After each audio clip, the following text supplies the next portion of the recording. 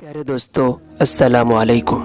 جیسا کہ آپ لوگ جانتے ہیں کہ بقرعید آنے والی ہے، یہ کیوں منائی جاتی ہے اور اس کے پیچھے کی اصل کہانی کیا ہے، یہ جاننے کے لیے ویڈیو آخر تک ضرور دیکھیے گا۔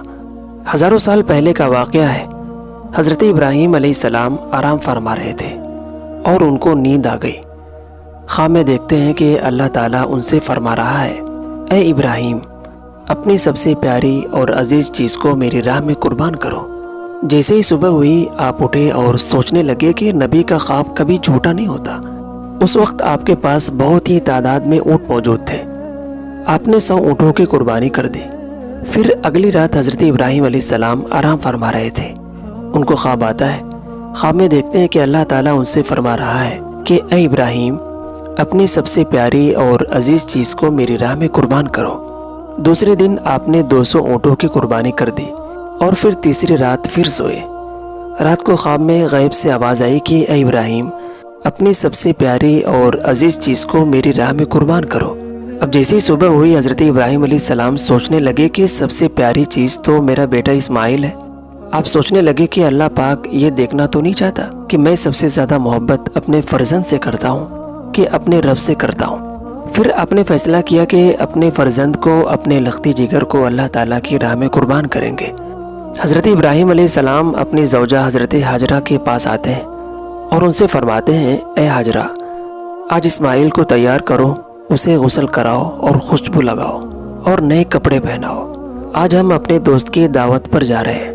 یہ سن کر حضرت ہاجرہ بہت ہی خوش ہوئی اور حضرت اسماعیل کو تیار کیا، نئے کپڑے پہنائے۔ پھر حضرت ابراہیم علیہ السلام اپنے لختی جگر کو لے کر فلسطین سے مکہ کی طرف روانہ ہوئے۔ تبھی پیچھے سے شیطان آتا ہے اور حضرت ہاجرہ سے کہتا ہے کہ اے ہاجرہ، تمہیں پتہ بھی ہے کہ تمہارے بیٹے کو ابراہیم علیہ السلام کہاں لے کر جا رہے ہیں؟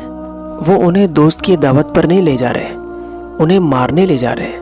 بی بی ہاجرہ نے فرمایا، اے شیطان، تم پر لعنت ہو، میرے ابراہیم ایسا کیوں کریں گے؟ وہ اپنے بیٹے کو کیوں کر ماریں گے؟ تو شیطان بولا کہ حضرت ابراہیم علیہ السلام نے خواب میں دیکھا ہے کہ انہوں نے اپنے بیٹے کو قربان کرنا ہے، اس لیے وہ اللہ تعالیٰ کی راہ میں اسماعیل کو قربان کرنے جا رہے ہیں۔ تو حضرت بی بی ہاجرہ نے فرمایا، اے شیطان، تم پر اللہ کی لعنت ہو، اگر یہ ہمارے رب کی طرف سے حکم ہے تو اسے ایک اسماعیل تو کیا، ہم ہزاروں اسماعیل بھی اللہ کی راہ میں قربان کر دیں گے۔ بی بی ہاجرہ کی ان باتوں کو سن کر شیطان مایوس ہوا۔ اس کے بعد حضرت اسماعیل علیہ السلام کے پاس آ کر کہنے لگا کہ تمہیں پتہ ہے کہ تمہارے بابا تمہیں کہاں لے کر جا رہے ہیں؟ وہ تمہیں اللہ کی راہ میں قربان کرنے لے جا رہے ہیں۔ تو حضرت اسماعیل نے فرمایا کہ میرے بابا مجھے اللہ کی راہ میں قربان کریں، اس سے بڑی خوش قسمتی کیا ہوگی؟ پھر شیطان یہی سوال لے کر حضرت ابراہیم علیہ السلام کے پاس آیا اور کہنے لگا کہ تم اپنے لختی جگر کو کیوں کر قربان کر رہے ہو؟ تمہیں پتہ بھی ہے کہ تمہاری قربانی قبول ہوگی یا نہیں ہوگی؟ یہ تمہارا بیٹا ہے، تمہارا لختی جگر ہے، تم اسے قربان نہ کرو۔ پھر حضرت ابراہیم علیہ السلام پتھر اٹھا کر شیطان کو مارتے ہیں اور اسے لعنت دیتے ہیں۔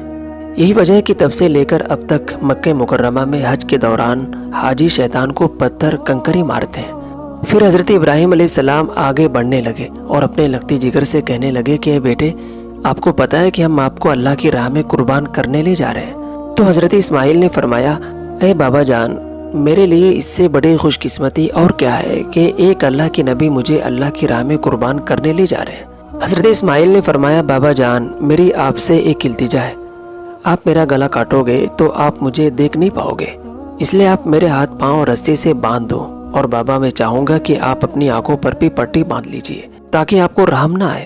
پھر کیا تھا، حضرت ابراہیم علیہ السلام نے اپنے بیٹے کے ہاتھ پاؤں باندھ دیے اور آنکھوں پر پٹی باندھ دی۔ پھر حضرت ابراہیم علیہ السلام اپنے بیٹے کو لٹا دیے، چھری اپنے ہاتھ میں لے کر اللہ تعالیٰ سے فرماتے ہیں کہ اے پیارے اللہ جی، تو مجھے ایک تو کیا ہزاروں اسماعیل بھی قربان کرنے کو کہتا تو میں تیری راہ میں قربان کر دیتا۔ یہ کہہ کر جیسے ہی حضرت ابراہیم علیہ السلام نے حضرت اسماعیل کی مبارک گردن پر چھری چلانے لگے تو اللہ تعالیٰ نے حضرت جبرائیل کو حکم دیا کہ جبرائیل جلدی سے جنت میں جاؤ اور وہاں سے ایک جانور لے کر حضرت اسماعیل کی جگہ پر رکھ دو۔ حضرت ابراہیم علیہ السلام اپنے امتحان میں کامیاب ہو چکے ہیں۔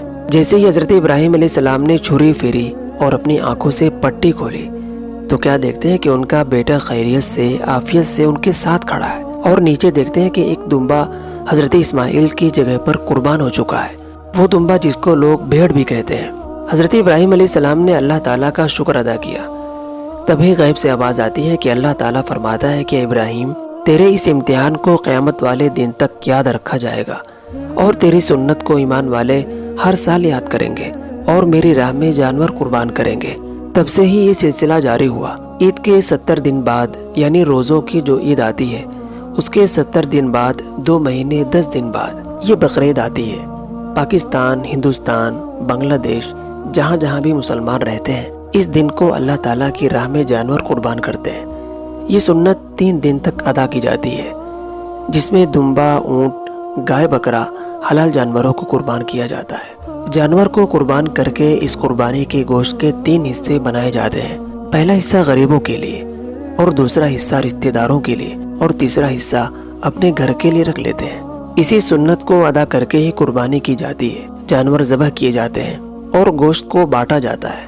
ہم امید کرتے ہیں کہ آپ کو ہماری یہ ویڈیو اچھی لگی ہوگی، اور ہمارے چینل پر اس طرح کی اچھی ویڈیو اپلوڈ کی جاتی ہے۔ سبسکرائب کر لیجئے تاکہ اس طرح کی ویڈیو کا نوٹیفیکیشن آپ کو ملتا رہے اور آپ لوگ ہماری ویڈیو کو دیکھ سکیں۔ انشاءاللہ پھر ملتے ہیں ایک نئی ویڈیو کے ساتھ۔ تب تک کے لیے تمام دوستوں کو اللہ حافظ۔